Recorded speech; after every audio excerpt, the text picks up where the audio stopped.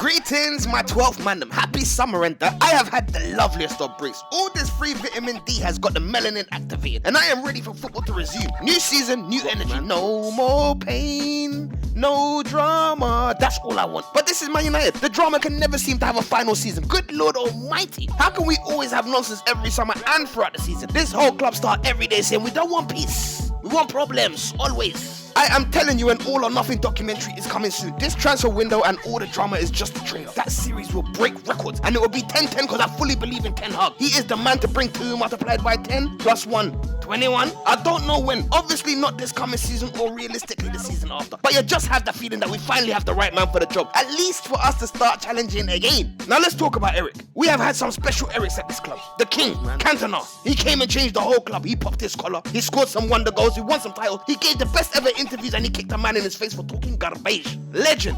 Man had Jemba, the original erratic Eric. He had promise. He had attributes, a physical advantage. But he wasn't serious. He could have been great if he was just Eric Jemba. But that second Jemba was so extra that it made him extra. Rubbish. This Eric also loved to kick a man. And then we have the brittle bad man Bailly. Baller, but also brittle. This man can be super composed 1 minute, then lose his entire mind the next minute. He may not play many minutes, but he's always the talk of the game. And guess what? He also loves to kick a man. Some legendary Erics at this club. And our new Eric is no different. 10-10 is not here for games, and he is on kicking a man too. Man's here to kick Deddingtons out the team. He's here to kick the talents into shape. My man gave Muay Thai kick to De Gea. Man heard him shout, "What the F are you doing?" over thousands of screaming fans for kicking the ball long. Man will learn to ball.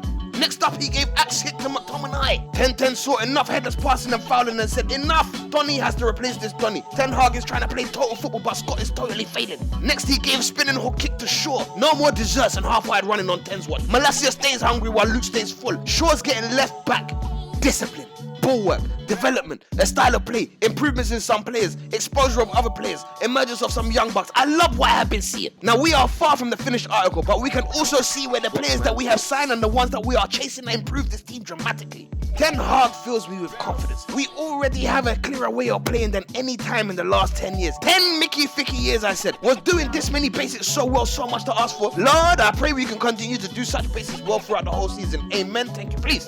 Now I've enjoyed preseason so far. First, we smashed them Scousers in their face. 4-0. Now I know it wasn't their first team and it was only preseason, but shut up your mouths and let me enjoy. Do you know how painful last season was? I'm gonna have PTSD for last season until we lift up 21. Anywho, back to the destruction of the Scousers. Frederick lobbed their keeper with his wrong foot. Don't tell me this isn't a sign of good times. Frederick has been quality all preseason, but my guy AM9 was the star of the show. I have been waiting so long for him to have a real coach that wants to play real ball. This is AM9's time to shine. Marshall FC for life.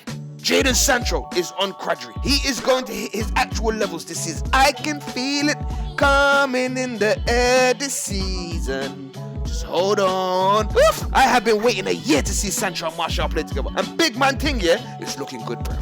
It's looking good. Ballers balling. It's simple mathematics. Even got Rashford looking sharper and better. This front line is looking saucy again. The form carried on into the next game where we dumped some Australians real quick. Another 4 goals and total control of the game. Enough shrimps got thrown on the barbie. And the sauce got saucier when the young bucks came on. Zidane Iqbal is fully trying to grow into his name. Pirouettes and naughty touches. Man's trying to become ZQ. My young G pulled out on them Melbourne man. The scores 1-4 like some Aussie drillers. Spot the difference. New blood got us moving like killers. Like who wants it? I am gassed. Zidane was moving savage like he was on Charlie. Speaking of Charlie, he is so much better than his dad. His game is mature. He plays more like a Charles than a Charlie. He reads the game so well, yet his dad can barely read. This is truly a Mark 5 version of the original, and I like it.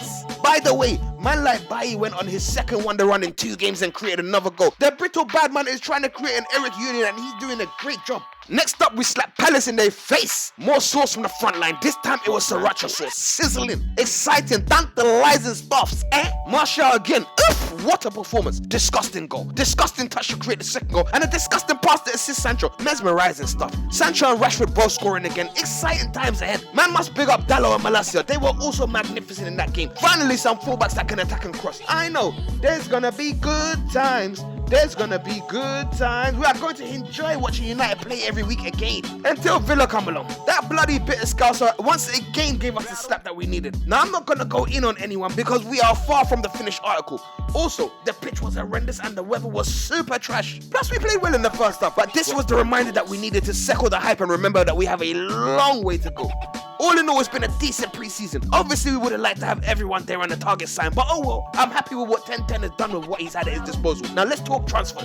What a long summer. We can never have a comfortable and drama-free transfer window. Innovative nonsense always. But before we talk drama, let's focus on the positives. I'm very happy with the signings that we made so far. First up, Tyrell Malacia. Firstly, he has the number 12. He is the chosen one. How can he not be my guy? Secondly, this you is always smiling. The only other players I know that were always smiling were Yorkie and Ronaldinho. Are you deep in it? There are lots of signs in life. Trust me. Thirdly, they already call him Pitbull. Sure has never been more than the potato, just mashing up the left side for years. Fourthly, he's so quick. Not just speed, but his feet, his passing, his timing of his tackles. It's going to be a long day for a lot of wingers against this youth. He's a great signing, but he ain't here for the future. He is here for now.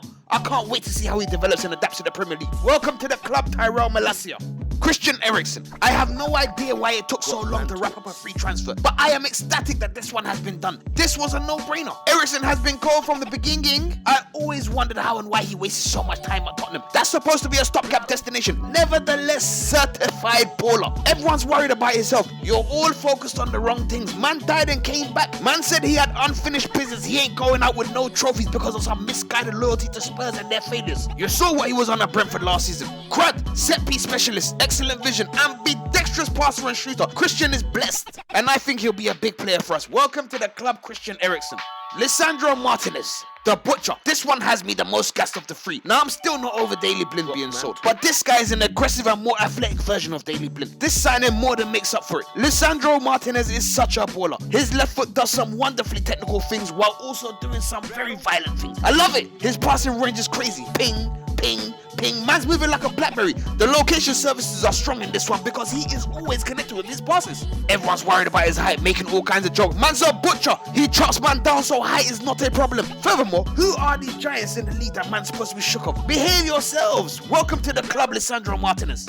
So far, we have signed a Pitbull, an Immortal, and a Butcher. 1010 ain't playing games. Man's ready for war. He signed soldiers. It's a solid start, but it ain't enough. We need more. We have spent the entire summer chasing Frankie de Jong. Now, I am gassed with that potential signing because I am a huge fan of his. I am with 1010 on this transfer. I'm willing to wait until the last day of the window to get him in. He would revolutionize our entire team. But this whole transfer has been a madness. Only we can be drawn into this kind of drama for a transfer. But even we cannot be this innovative with our nonsense. I refuse to believe the club are chasing like this if they don't think they can get him, and that's why I can't even be mad at the club for this. This is all Barca. They are mocking the whole thing. How can they hold back 17 million pounds from a man and tell him that we ain't got that for you, bro? But yet on a daily basis they're popping hella bottles. Are you mad? Now they're trying to force Frankie to take a pay cut and play backup centre back. Are you mad? It's a disrespect. But this needs a conclusion ASAP. I don't care about that soon to be extinct club. I care about United, and I'm willing to hang on for this one because Frankie is the right one. We also need to add another Anthony to our front line. We are lacking some depth in wide areas, and this Anthony youth from Ajax is incredible. He can play across the whole front line. His feet are disgusting. He's so quick and he has Brazilian flair. Could this finally be the first Brazilian that we ever signed? He comes with his own passport. 100 million can't be true. I refuse to believe that. I'm sure we'll still find a solution with Ajax because we need more attackers. We are looking very light up top. Now we need options. Now that's it for incomings for now. I hope not, because we still need at least another striker, especially because we have our big name striker trying to leave this summer. Ronaldo was all out rejecting playing on Thursday nights. That night's his standing eyebrow appointment, and he ain't missing that appointment for anything. Oh my goodness, this giant well-groomed baby is throwing his expensive toys out the pram